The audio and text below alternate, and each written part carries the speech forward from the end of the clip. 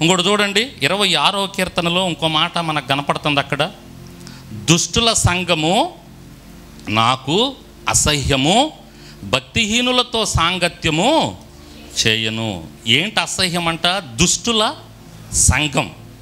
రాసుకున్నారా? దుష్టుల సంఘం. దుష్టుల సంఘం. సంఘం అంటే ఇదే సమాజం. ఎట్టా 4-5 అమ్మలు చేరతారు, వాళ్ళు నలుగురు దుష్టులే.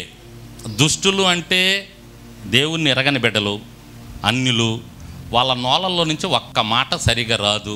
వాళ్ళు నలుగురు చేరితే నువ్వెక్కడికి వెళ్ళాలి? వాళ్ళ దగ్గరికి వెళ్ళకూడదు. అర్థమవుతుందా? వింటున్నారా? స్తోత్రం చెప్పండి. ఎక్కడికి వెళ్ళకూడదు? దుష్టుల సంఘం. వాళ్ళను చూడగానే, ఆ నలుగురిని చూడగానే మీకు అర్థమైపోవాలి. మీకు ఆల్రెడీ తెలుసు వాళ్ళు ఎట్టంటోళ్ళు. వాళ్ళు ఏం మాట్లాడుకుంటున్నారో కూడా నీకు తెలుసు. వాళ్ళు ఏం ప్లాన్లు వేస్తున్నారో నీకు తెలుసు. వాళ్ళు ఏం చేస్తున్నారో నీకు తెలుసు. నువ్వేం చేయాలి? దుష్టుల సంఘం నా దేవునికి అసహ్యం. వాళ్ళ మాటలు నా దేవునికి అసహ్యం. వాళ్ళు వేసే ప్లాన్లు నా దేవునికి అసహ్యం. నీకు కూడా ఏమై ఉండాలి? నాకేమై ఉండాలి? మనకేమై ఉండాలి? అది అసహ్యంగా ఉండాలి. వాళ్ళు నలుగురు మాట్లాడుకుంటున్నారు, దేని గురించి మాట్లాడుకుంటున్నారో ఇందామని చెప్పేసి వాళ్ళ పక్కన వెళ్ళి కూర్చున్నాం అనుకో, ఏమవుతుంది? దేవునికి అసహ్యం. ఏంటి? ఎవరైతే అన్యులుగా ఉన్నటువంటి వాళ్ళు, దేవుని నమ్మనటువంటి వాళ్ళు నలుగురు కూర్చొని మాట్లాడుకుంటున్నారో అక్కడ జాగ్రత్తగా ఉండండి. ఒకవేళ మీకు వారితో ఏదన్నా అవసరం అనుకోండి, వెళ్ళి హాయ్ అంటే హాయ్, బాయ్ అంటే బాయ్, ఏదన్నా వాళ్ళతో మాట్లాడాల్సి ఉంటే మాట్లాడండి. ఒకవేళ వాళ్ళు బాగా మీకు అట్టంటి వాళ్ళు అసలు దోస్తులుగా ఉండకూడదు. ఒకవేళ వాళ్ళు బాగా మీకు రక్త సంబంధులు, మీకు బంధువులు, మీకు బాగా దగ్గర వాళ్ళు అనుకోండి, కూర్చున్నారనుకోండి, కూర్చోవలసి వచ్చిందనుకోండి, ఆ టాపిక్ మార్చండి. అక్కడ ఆ మాటల సంభాషణ మార్చండి. వాళ్ళు మాట్లాడుకునేది వల్గర్ లాంగ్వేజ్ అనుకోండి, వల్గర్ మాటలు అనుకోండి, అంటే అసహ్యమైన మాటలు అనుకోండి. ఆ మాటలు ఆపండి. మగవాళ్ళైనా ఆడవాళ్ళైనా. పక్కింటి కాపురాల గురించి అవసరం లేదు మనకి. మనం మాట్లాడుకోవాల్సిన అవసరం లేదు. ఆ పక్కింటి కాపురాల గురించి, అక్కడ పురుషుడు గురించి, అక్కడ స్త్రీల గురించి మాట్లాడుతున్నారు. ఆ టాపిక్ మార్చి ఇంకేదన్నా టాపిక్ మొదలు పెట్టండి. అక్కడ వేరే సంభాషణ ఏదన్నా ఒక కూర గురించి లేపండి. ఒకవేళ మీరు దేవుని గురించి మాట్లాడితే మంచిది అక్కడ. ఒకవేళ దేవుని గురించి ఎప్పుడూ మాట్లాడకపోయినా ఏదో ఒక కూర గురించి లేపండి, లేకపోతే ఒక మంచి సంభాషణ లేపండి. అక్కడ మీరు కూడా అక్కడ వాళ్ళతో కలిసిపోయి ఆ మాటలకి మీరు ఇంకొక మాట లేవనెత్తబాకండి, ఇంకోటి మాట్లాడుకోవద్దు. ఎవరి గురించి అయినా సరే, మీ ఇంట్లో వారి గురించి అయినా, బయట వాళ్ళ గురించి అయినా, ఎవరి గురించి అయినా నలుగురు కూర్చున్న దగ్గర అస్సలు మాట్లాడద్దు.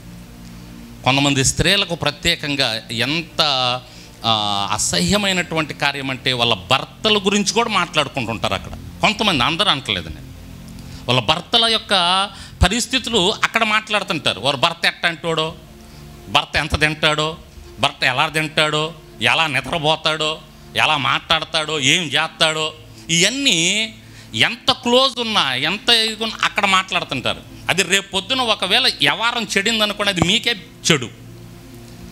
పురుషుల్లో కూడా ఉన్నారు, పురుషుల్లో కూడా మాట్లాడే వాళ్ళు ఉన్నారు, స్త్రీలలో కూడా మాట్లాడే వాళ్ళు ఉన్నారు. ఇది దుష్టుల సంఘం అన్నాడు దేవుడు. దీన్ని ఏమన్నాడు? దుష్టుల సంఘం. అంటే అక్కడ ఆ సంఘంలో దుష్టత్వం గురించే ఉంటాయి మాటలు కానీ, ప్లాన్స్ కానీ, వాళ్ళ ఆలోచనలు కానీ. ఇదంతా దుష్టత్వం. దుష్టుల సంఘం నాకు అసహ్యం, దేవునికి అసహ్యం. నీకేమో ఇష్టం, నాకిష్టం, మనకిష్టం. అక్కడికి వెళ్తాం మనం, వాళ్ళ మధ్యలో కూర్చుంటాం.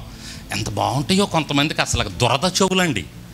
దురద చెవులని బైబిల్లో కూడా ఉంది. దురద చెవులు గలవారై అని ఉంది.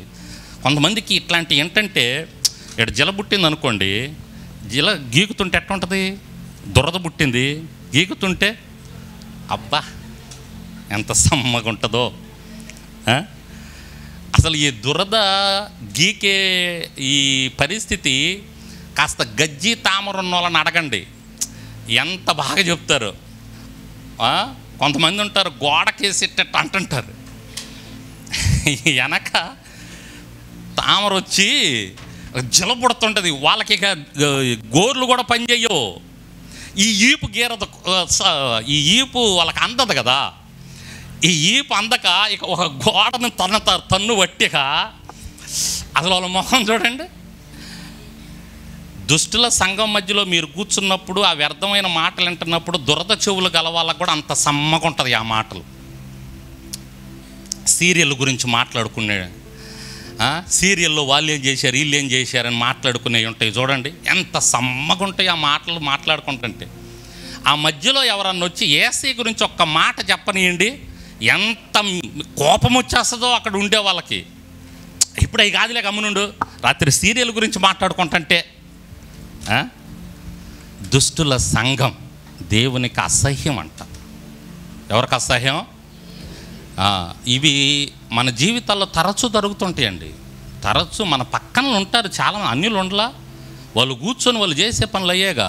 అక్కడికి వెళ్ళబాకండి దాదాపు, వెళ్ళబాకండి, వెళ్ళొద్దు, అస్సలు వెళ్ళొద్దు.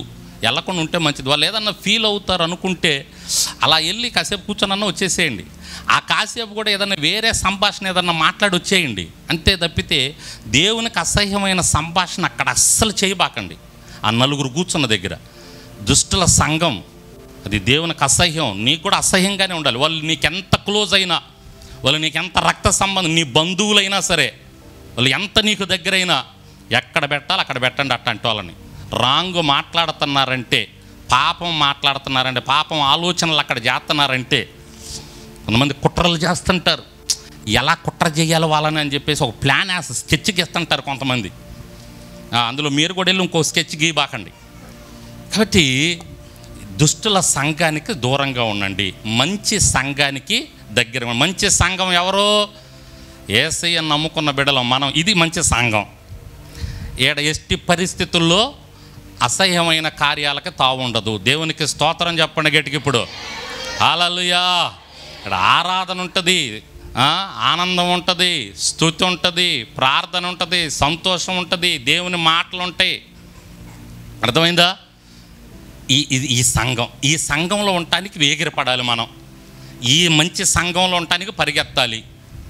అందుకనే ప్రతి కూడికలో ఈ సంఘంలో కలవాలా, బయట సంఘాల్లో కాదు, దుష్టుల సంఘం. ఈ మంచి సంఘంలో కలవటానికి మనం పరిగెత్తాలి, ఇక్కడికి రావాలి, ఈ సంఘంలో ఉండాలి.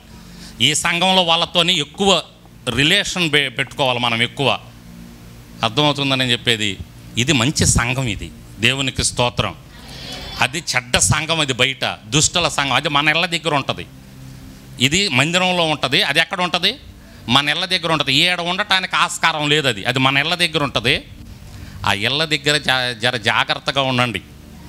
జర కొంచెం ఆలోచన చేసి, ఏదైనా నలుగురు కూర్చొని ఉన్నారంటే ఆడ వీళ్ళు కరెక్ట్గా ఉందా, అక్కడ వ్యవహారం లేదని చూసి వెళ్ళండి. లేదనుకుంటే అక్కడికి వెళ్ళబాకండి. దుష్టుల సంఘం మనకు అసహ్యంగా ఉండాలి.